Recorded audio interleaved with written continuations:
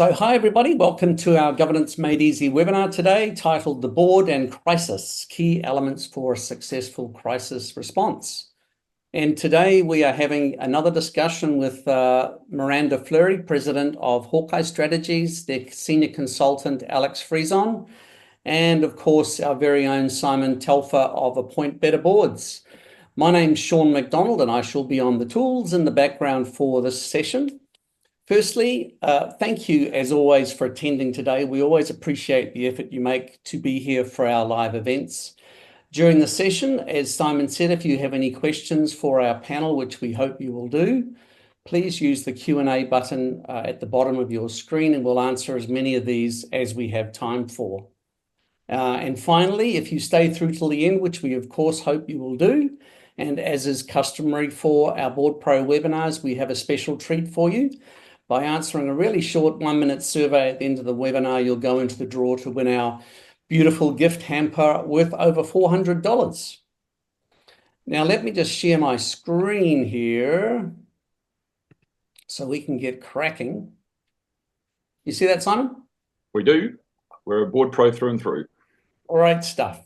So for those not too familiar with BoardPro, we're a board software provider, sometimes called a board portal.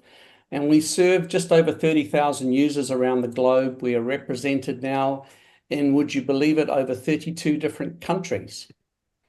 And we enable organizations to prepare for and run their board meetings more efficiently and effectively with clever software, with less time, and deliver more impact and value for the organization.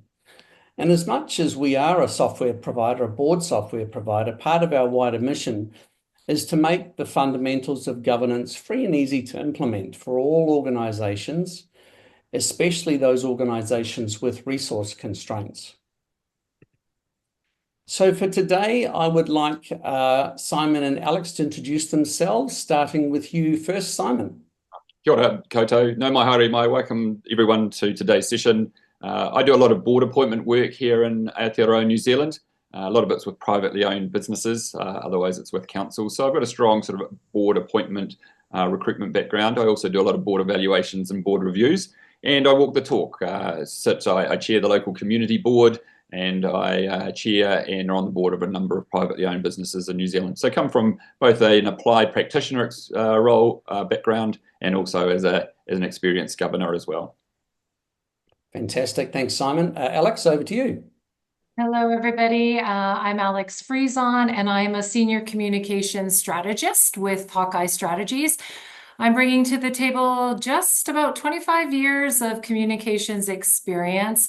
I've worked at a variety of different industries in a variety of different roles, and I've touched all aspects of communications and stakeholder engagement, including crisis. So what we will be talking about today. I've also had the opportunity to participate in various roles on various different strategies, and I've also taught communications at a local university here in Calgary, Alberta, Canada. Thanks, Alex. Okay, so I have the distinct pleasure to present to you our lead presenter for today's webinar, Miranda Fleury, who has been listed as a top-rated speaker for multiple conferences around the world. Miranda's reputation as a governance strategy expert has spread, and she's become one of the go-to consultants for boards and executives worldwide. She has clients in the United States, Canada, Ireland, England, and even New Zealand, to name just a few countries. And Miranda has been a board director on one of the largest and most complicated co-op boards in North America, which means she not only consults on governance, but she practices what she preaches at the boardroom table. When she isn't working, you'll find her with her family, traveling or exercising, and she also enjoys, I didn't know this about you, Miranda, also enjoys a few quiet gins. So send her your recommendations. So let me hand over now to you, Miranda, to get us started. Thanks, Sean. Okay, I'm going to start just by sharing my screen here. And then I'm going to make all of you just a bit bigger. There we go. Okay. All right. Well, welcome back. For those of you that were here last week, super happy to see you again. For those of you that this is maybe your first time, welcome. We're going to be talking about boards and crisis, and we've got two aspects to this presentation today. And again, while it's going to be presentation style, we're going to have quite a bit of conversation in the middle of it. So please ask all those questions, because it actually makes this presentation so much more engaging for all three of us who are here. So we've got two aspects, as I said. The first aspect is we're going to be talking about key elements for effective crisis management. And the second aspect is going to be talking about a toolkit. We're going to spend most of our time talking about these key elements, because that toolkit that you'll have at the end is a one-slide toolkit. You'll get a copy of these slides, and you'll be able to take everything that we summarized from these key elements and actually go back to your board and apply it right away. So why don't we start off with a nice quote here. Today's crisis response demands more frequent moves from business as usual to a crisis management mode of working. The board needs to understand why, when, and how the organization moves to a crisis response, and to be reassured that the response is effective. And so I think everybody on this call recognizes that you have a fiduciary responsibility to protect the interests of your stakeholders. And in certain countries, that happens to be shareholder specific. And in other countries, that happens to be multiple stakeholders, like your employees, your customers, your shareholders, and so on and so forth. But your responsibility is to act in the best interest of the organization. And this is why the board's role in crisis squarely falls within that mandate and is so, so important. So I want you to think about, we're going to talk a lot about crisis management and being prepared for crisis management. And I want you to think about the buffers that you have set for your organization that relate to financial buffers, because it's actually akin to what we're about to talk about. So you typically have financial buffers like excess capital or excess liquidity in your organization in order to prepare and withstand for a shock that you don't know is coming, right? Now, on the same side, being prepared for crisis is actually akin to the financial buffers that you have. And so when we start talking about that preparedness component, it's so integral so that you can withstand a potential crisis coming your way, and so it doesn't take out your organization. So let's talk about the 6 key elements for effective crisis response. We're going to go through each of these. And on every slide, what you will also see is there are key questions that you can take away, and you can actually go and have conversations with your board about, and I presume that might stimulate some of our conversation today as well. So let's jump. I want to start off with the key element number 1, which is establishing a readiness mindset. And as a board, you really need to be able to ask yourself, is both your board and your management team prepared for a crisis? And if your answer is, I'm not really sure, then I would be taking notes at this presentation, thinking about the key components that are involved in crisis management so that you can be better prepared when a crisis hits. And that readiness mindset means that as a board, you're confident that your management team has actually developed a really robust enterprise risk management system and crisis management plans. Now, I'm not going to sit here and we're not going to talk about enterprise risk management in quite a bit of depth, because that would require a whole other session. However, it is really important for you to be thinking about what are some of those key risks that you need to be monitoring so that they don't actually turn into a crisis. And then you should have crisis plans that are in place that enable you to respond effectively when a crisis hits. And in addition to that, organizational culture is so, so important, and having a mindset around crisis management and being very prepared around reputation management is crucial. So if you were with me last week and we were talking about fostering strategic culture, the same concept applies to crisis management in that you can have the best plans possible. So I don't care if it's a strategic plan or a crisis management plan. If you don't have a culture that enables that plan to be successful, the plans are rendered completely useless. And so thinking about that culture and fostering that culture is absolutely important. So let's move to some of these questions that you see on the slide here. So the first question, does your organization have an enterprise risk management framework that identifies the material risks facing the organization? And is it systematically evaluated and refined? And so, of course, I don't want to go down a rabbit hole, but that is a really important question. If you don't have the basics in place in terms of risk oversight, you should probably start here. Next question for you, once you have that in place, is to what extent does the current crisis management approach take into account how different risks may be interrelated and impact one another? So let me give you an example. I have clients in multiple industries, and one of them happens to be financial services. I am sure a number of you heard a couple years ago about Silicon Valley Bank. And Silicon Valley Bank ran into what you would have called an interest rate risk issue with the way in which their balance sheet was positioned. I'm not going to get into all the nitty gritty about asset liability management and all that, but they ran into an interest rate risk issue. That interest rate risk caused really smart depositors to actually pull out all of their money and create the bank run, which impacted the liquidity risk for the organization and actually shut down the entire bank and caused it to fail. So what I'm getting at is there's a relationship during crisis between interest rate risk and liquidity, despite the fact that they're mutually exclusive normally. And so this recognition that you have some of these risks can be related is a really great exercise for you to go back, look at your enterprise risk management framework, take out your risk register, and think about the relationship between some of these risks during crisis. I'll go on to the next question. What is your approach to crisis management, and how are processes or playbooks built and triggered today? And I think, Alex, maybe you wanted to jump in. Yeah, thanks, Rhonda. This one's actually really important. And sometimes with the organizations I have worked for, the playbook and the processes that are involved around crisis management tend to be looked at as a management responsibility, and they are. Management is responsible for developing a crisis management plan and all the various components that are part of that. But it is incumbent upon the board for exactly what Miranda was talking about before in terms of fiduciary responsibility. You need to be aware as a board, what are those processes? What are those playbooks? So if you aren't aware of how, whether your management team actually has a crisis management playbook or has processes in place, this is something that you really have to be aware of because you are part of that process. The board plays a role in that process. And when a crisis hits, the last thing you want to be thinking about as a board or asking as a board is, well, when do we get communicated to? Who communicates to that particular stakeholder? What do you want me to do? You need to be aware of that playbook. You need to be aware of those processes so that you can make sure that you're providing effective governance and that you're providing effective oversight. It's also going to help you as a board when you're aware of the processes that are in place.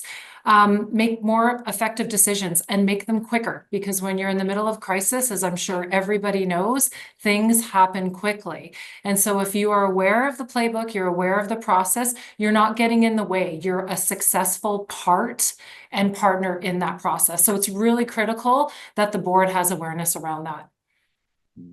Thanks, Alex. Let me just go through the last couple of questions here, and then we'll see if there's anything from the audience. So next question here is, how does the crisis response plan encourage decisions to be made in alignment with the organization's mission, vision, values? And so think about this. If your organization has values of integrity and accountability, and yet during crisis, you lie to your customers and you don't own your mistakes during a crisis, you're not living up to your values. And so it is a matter of understanding how that crisis response plan that Alex was just talking about in quite a bit of detail there, how it's actually aligned and what it looks like decision-making processes, even if some of those decisions are really, really difficult to make. The last question that we've got on the screen here for you to think about is, does your organization consistently work to build a positive reputation with stakeholders outside of crisis? So I'm going to make the assumption that everybody on this webinar has been in a relationship before. And if you've been in a relationship, you know that you absolutely try and get as many brownie points as possible. So when you screw up, which is inherently going to happen, that you can actually pull from the jar and you're not going into the red as a result. This is the exact same concept when you're thinking about having a positive reputation with your stakeholders and ensuring that that's actually in place. Thank you, Miranda. Look, we've got some questions coming through, and I encourage everyone to keep populating them, and some of them will link to the topics that Miranda's about to talk about. How do you develop, I'm just a bit confused about this, developing a crisis culture, or a culture that's accepting of crisis or accepting of a response to crisis. What can you just dig in just a tiny bit more around what you would see in a culture that wasn't ready and one that you would see in one that was crisis ready? Alex, did you want to jump in first? I'll jump in after. Sure. So a crisis-ready culture is really about an organization that embraces the desire to have conversations around impacts, incidents, and crises that are going to come their way. Because we all know it's not about whether or when a crisis is, or if a crisis is going to hit, it's about when. So you need to have a culture that supports learning, that supports failing forward, that supports the ability to ask questions, that supports the development and the training of resources, right? Because when you're in the middle of a crisis, you want to make sure that you've got the systems and the people in place who are able to deal with that. So if your culture is or your organization's culture is very punitive or very closed off, or they operate in silos, it's going to be really difficult for them to navigate a crisis effectively. So crisis has to be talked about, right? It has to be seen as a very important strategic initiative, almost, if you will, because you have to be ready for it, and so you have to create a safe culture to allow for that preparation and that collaboration to exist. Thanks, Alex. Miranda, I'm not going to get you to answer that question, but there is one Q&A that's come up a couple of times. Do you want to just define what a crisis is? There was the term crisis can be overused. It can be bandied around. What's the difference between an incident and a crisis? Miranda, do you just want to address that before we flip over to the next slide?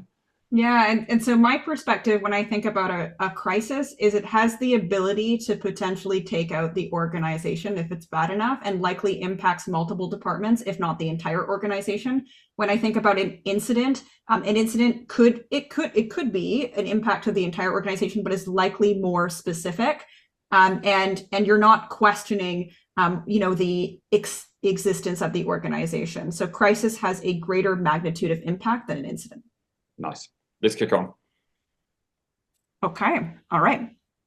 So let's jump to key element number 2. And please keep the questions coming in. I can see a number of them, by the way, so we're hoping to get to a lot of them today. So key element number 2, understanding roles and responsibilities. So in order to be really prepared, it actually demands that both the board and the management team understand their respective responsibilities in crisis. And that's not only during when you're preparing and building your crisis management plans, but also when you're actually navigating the crisis itself. So as you heard Alex speak to briefly, and I'll just reiterate, management has a responsibility for developing and implementing the overall crisis strategy and for developing the plan and preparing your crisis team, whereas typically it's more the board's role to actually oversee these key elements and to be able to monitor that progress. Directors absolutely should be resisting the urge to jump in and possibly impede management's ability to do its job. So as you see on the slide here, please curb your enthusiasm. That is a really important piece. So I will say, I have sat on a board, well, several boards before for that matter, but I have sat on a board that has been through a significant crisis. And we actually had a cybersecurity incident happen that actually shut down all of our systems and our ability to effectively do our work for a month, a full month. This is an organization that makes billions with a B of dollars. And I apologize about the currency, but the reality is it's a lot of money that an organization is making, and was completely halted by a cybersecurity incident. And I can tell you my enthusiasm to want to jump in and to try and help fix things. As a sitting director, it's very natural to have, but I actually had to stop myself from trying to do it, given the fact that we had very competent executive teams that needed to be able to focus on that. So I just throw that out there. I'll continue to reference that cybersecurity incident as I go through.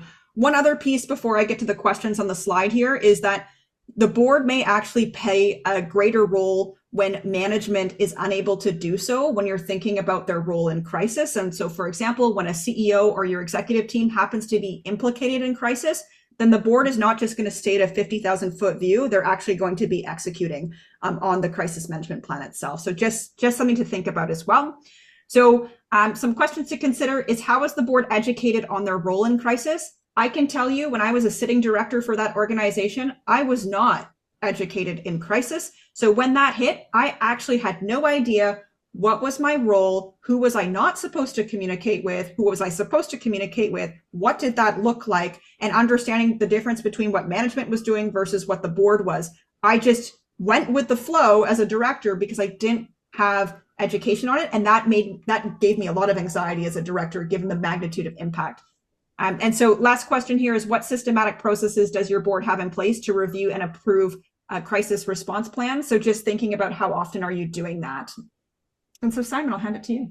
It's really interesting because I've some crises that have been in New Zealand, and you see the CEO fronting it, but there is a time when the chair needs to stand in, because it does feel like that sometimes public opinion turns, or the media turns, and go, my gosh, the CEO is absolutely copping it here. Where is the chair? And the chair is missing in action. So there's that really nuanced balance there between, yes, not getting in the road of the CEO who's fronting the immediate side of things, but then knowing when to come in as typically the chair of the board and provide a slightly different perspective, or just take some of the heat off the CEO.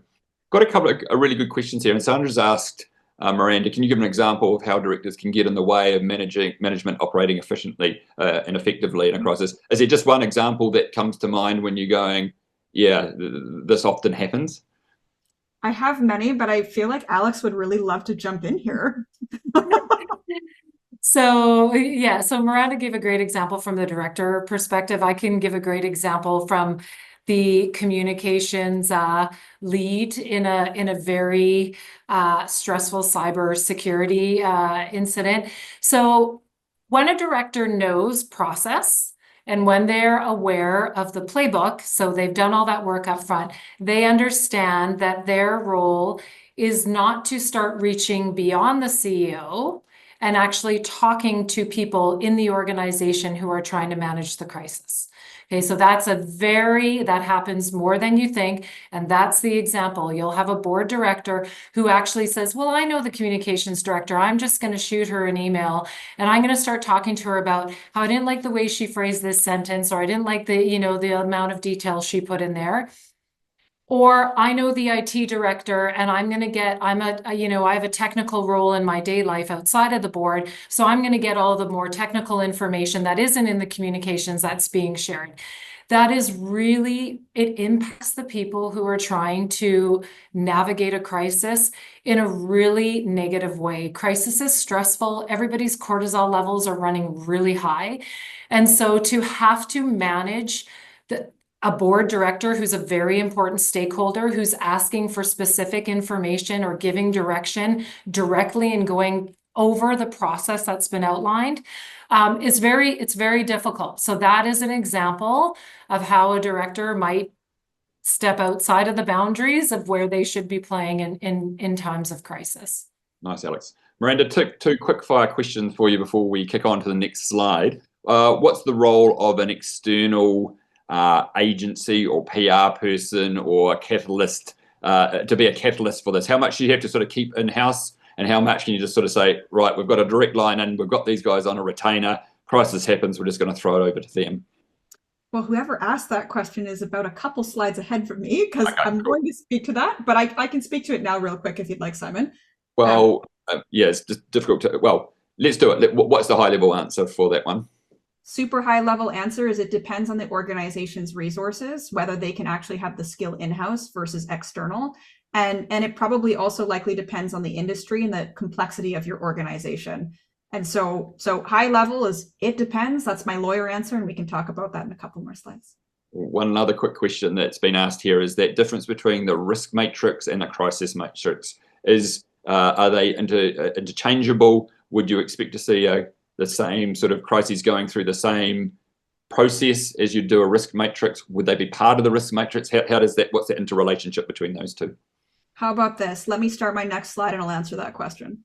I thought I'd give you a segue in, Miranda, to your next slide. Awesome.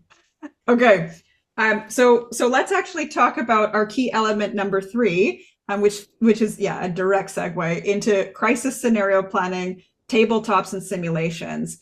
And so when I'm talking about scenario planning, just for clarity, this is different than scenario planning in strategy work, which you often see. We're actually thinking about what are the different scenarios by which crisis can happen for your organization. And obviously this looks different from company to company. And so what I would say here is if you're looking at different scenarios in crisis relative to a risk register or a risk matrix, they are different because you are setting a different set of risks. Or sorry, you've got a number of different risks that you're labeling. You're trying to think about the impact and the probability, and you're trying to weight out what type of mitigation strategies that you need to have. Some or possibly a number of these risks could turn into crisis. That is different than saying a cybersecurity incident has happened and it takes out 5 of our systems and we no longer are able to operate. So there is a difference. There's a relationship between them, obviously, because you would have cyber-related risks on your risk register, but how they are described on a risk register versus a crisis scenario plan looks different. And so when we're talking about scenario planning, it's really important for the board to ensure that this is in place, and that's part of your crisis management plan itself.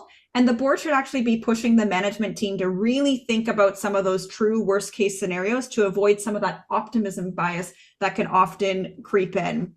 And now, when I'm thinking about tabletops and simulations, for those of you that are not familiar with the two, I also have clients in the aviation space, which is quite frankly timely given all the plane crashes that are happening. When you're thinking about simulations in aviation, that would actually be having a fake plane crash happen on your runway, and the entire team is mobilized to do an emergency command response center, and you have your firefighting team that is actually going and putting out the fake fire that is happening on that aircraft and pulling out passengers off the aircraft. And what that looks like, simulations is where you're actually immersed in the actual crisis itself. A tabletop exercise is merely about sitting around the table and having conversations about that exact same situation or another crisis as an example, and working through what it would look like. And regardless of which one you're talking about, it really helps to clarify roles and builds confidence within everybody who's participating, which, by the way, should be both board and management, and also helps to improve communications as well. And then doing these types of exercises helps to the organization to have better response strategies, ensures that they're tested and aligned with your organization's values as well. And then lastly, it drives this continuous improvement mindset, which is really key because you have a lot of learnings that come out of either tabletop exercises or simulations themselves. And so just some questions to consider is your crisis management, in your crisis management plan, are there key scenarios that your management team has identified? So do you actually have scenario planning happening around crisis? That's your first question, right? And then, how is the board involved in it, and how are you able to challenge management? And then number 2, how often it is, or if at all, is your board included in the tabletop or simulation exercise? I can tell you for the organization that I sat on, which had a very large magnitude and very complex, I didn't sit through a tabletop or a simulation exercise. I didn't see a crisis management plan once. And so I would strongly recommend going back and having a conversation, because something that Alex said earlier, which I'm going to iterate a couple more times, it's not a matter of if a crisis is going to happen, it's a matter of when it's going to happen. Alex, how do you find in those situations where you're an organization that doesn't have corporate resources and crisis management is always on the important but never on the urgent list? Is there anything that you've seen that can actually act as a little bit of a trigger to tip it over and go, yes, we've got to get round to doing this and we've got to do it now? A crisis. yeah. What's actually happening is when people go, oh, okay, we need to take this seriously. Yeah, but haven't we had that with COVID? I mean, isn't COVID sort of then in everyone's mindset? Yeah, I mean, definitely. But I would say that COVID, I mean, you could also look at COVID as a business continuity issue as opposed more so than a crisis, right? Because people had to get their business continuity plans in place. And if they didn't have them in place, that was a perfect opportunity to develop one. I think the thing is incidents can actually lead to that. And I will, Miranda defined the two earlier on, and she was correct. I think that what every organization has to do is they have to identify a definition for crisis, and they have to identify a definition for incident. And everybody in the organization has to be following that same definition. So that's really important. But I will say an incident can trigger you as well. There's an issue that's happened, an incident, you're like, oh, we're not really prepared. So then that will trigger people to start to do the work for when a crisis actually hits. The one thing I just wanted to add on when you're scenario planning is a lot of the times too, we talk about optimism bias, but I think another thing that's really important is really going outside of the box when you're identifying your scenarios. We pick the obvious scenarios. We're creatures of habit, and that's what we do. We say, oh, well, in our line of business, this is for sure going to happen, or that's for sure going to happen. You have to force yourself to think outside of the box and sometimes pick scenarios that you think would never happen because they just might. The other thing as well that I would offer to everybody is in your tabletop testing, build on scenarios. Don't just have one and say, we're going to tabletop just cyber. Throw in, as you progress, throw in other injects, because that helps you keep yourselves on your toes. And the tabletops are also amazing for helping boards understand their roles. That's such a great way to get clarity on what your role is. So yeah, I just wanted to offer those points. Right. Miranda, would you like to maybe share some ideas around supporting the CEO and management as your next slide? Yeah, and sorry, in advance or during? No. I think next slide 4 is around supporting the CEO and management. Yes. So I'm interested around that, because a lot of us on this call will be obviously in executive roles as well. So just really keen to hear how you think that should play out. I would also be curious, as we're going through this slide, for those of you that are CEOs or senior leaders in the organization, by all means, please feel free to put in the chat what would be super helpful from your board. It would be great to actually see that flow in. And so this is where whoever asked the question regarding the resources, this is where it's coming in. So that was good that they were ahead of the game. And so having the right resources in place is absolutely a non-negotiable. We know that we continue to experience a lot of volatility and crises. And so having the resources is imperative. And as I mentioned before, for some companies and specific industries, they might actually have crisis management centers. So when you think about in aviation, they have this. This is a requirement. This is regulated, right? This makes sense that they have this.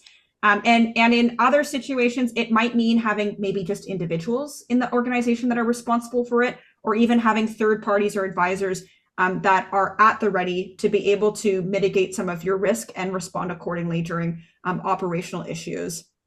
And so, as Alex also stated as well, and I'm going to reiterate, is that the board needs to remember that crises are highly emotional and very stressful, and please try not to contribute to that. And I will admit, when I was a sitting director with that cybersecurity incident, I was sitting there and you're upset. You're upset with the situation because how is it that this could have happened? How did management enable or support or didn't protect enough a cybersecurity incident? These are things that will literally run through your mind. Now, if they run through your mind, fine. If you actually act on them and start being punitive with your executive team, not helpful. You need to be that stabilizing force that offers calm and rational counsel. And when we get to key element number 6, where we talk about a post-crisis review, that's where you can have that conversation, but not during the crisis. You need to be helpful. So questions on the slide here for you to think about is, what skills or experience is required to execute your crisis management plan? And do you have them internally, or do you need a third party? And then how does the board avoid being both emotional and punitive towards the CEO and management during crisis? So I'm not sure if any ideas came in, Simon, from in the chat at all. Well, I think Henri mentioned sort of role descriptions. It's coming back to ahead of the incident or the crisis, understanding which role everyone will play. So that is all about that tabletop exercise. It's all about that role play and scenarios here, and just making sure people aren't stepping over each other. So from an executive leadership perspective, I think he just wanted clarity around that.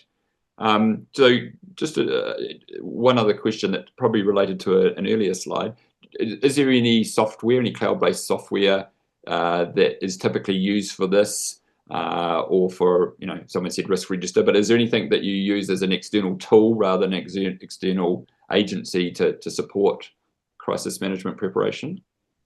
Alex, go for it. So in terms of crisis preparation, I mean, so one of the things here when we talk about resources is you want to make sure you have a crisis management team in place. And so you want to make sure that the people who are sitting on that crisis management team know their areas and their responsibilities really well. In terms of a tool that you can use during a crisis, there's nothing that's going to help you respond, that's going to write responses for you or anything like that. But you should be implementing tools like social media monitoring, media monitoring. Those are tools you can use to help you evolve your response and understand how people are reacting to the way you're managing the crisis. But in terms of, is it an organizational tool? I'm not sure quite if there's a little bit more detail that can come in that question, but is there a crisis management software tool? If there is, I'm not aware of one. I've never used one, but definitely during the crisis, you want to make sure that you're using monitoring tools and social listening as much as you can.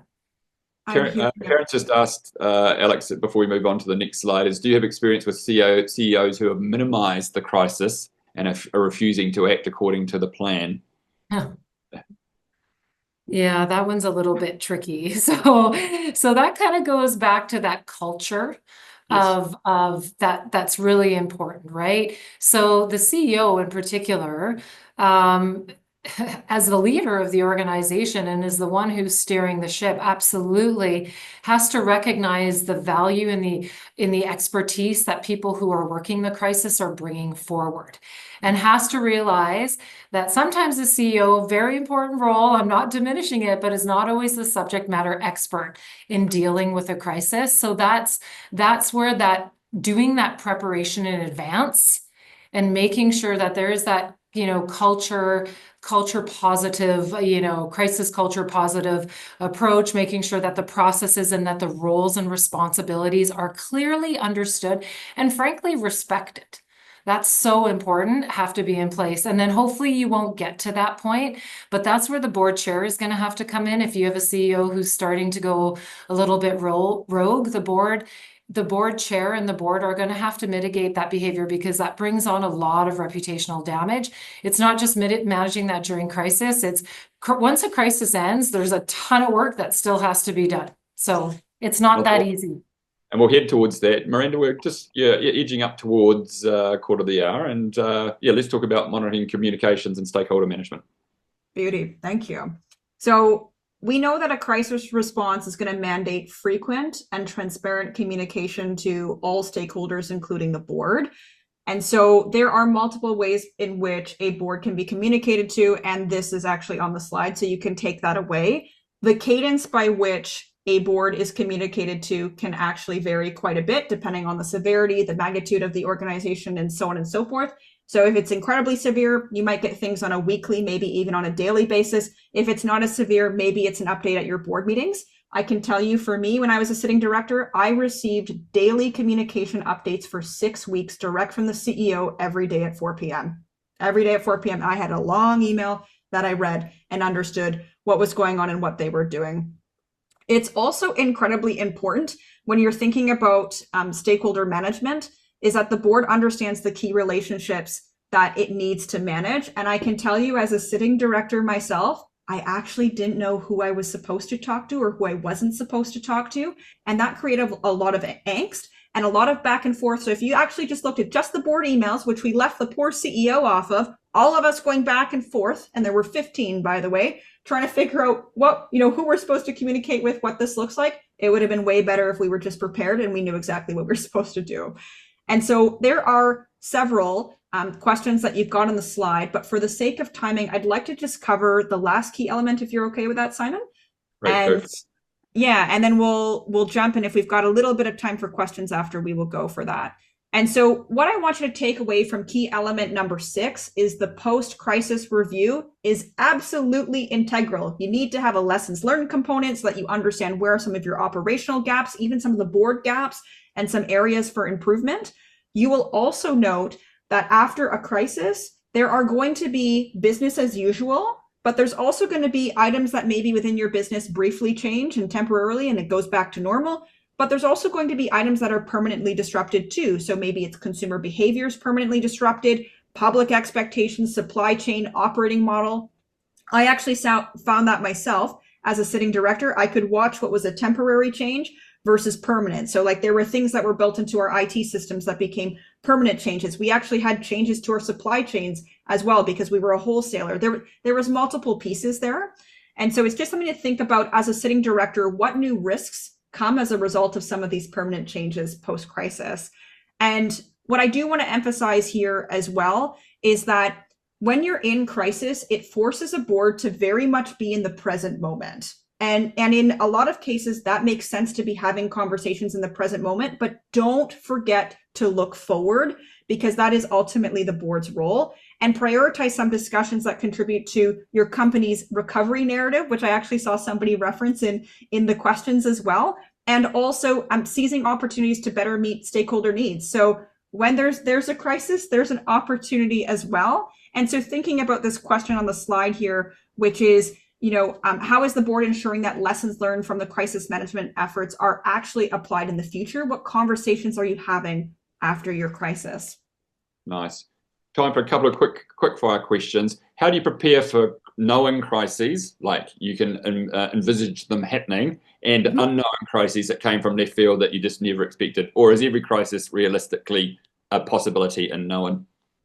I love that question. And so the way that I think about that is I think about there's a risk management piece and then there's a strategic resilience piece, which is a whole other topic that I talk about, Simon. And so to me, when you're looking at your crisis management plan, yes, you have multiple scenarios that you're working through, but at the end of the day, you have principles by which you are operating so that you are prepared to deal with any crisis. You are not going to be able to predict every single crisis. And even if you can predict the crisis, you have no idea about the ripple effect that's going to happen because it's going to be very dynamic. And so the reality is it's not about trying to predict it. It's more about what are the principles that we need? What are the skills that we need to be able to respond accordingly and thinking about that culture? Lovely. We're going to leave it there. I mean, we have a number of other questions that we could have gone through, and apologise. We tried to weave in about 60% of them, and so we're very happy with that. But Sean, we always try and finish on time to have respect for our audience. So over to you. These are right here. So feel free, everybody, to connect in with our team, Miranda, Alex, and Simon on LinkedIn with those details you see on screen. I won't go into this too much other than to say we have a great webinar program coming up this quarter, so some really cool topics.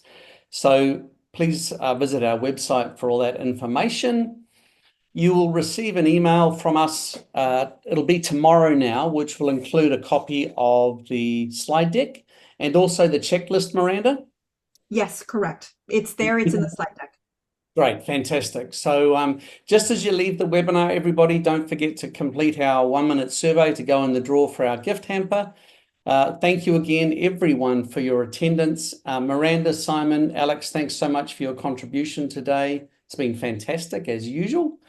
We look forward to seeing you all at our next webinar. Everybody, have a great day.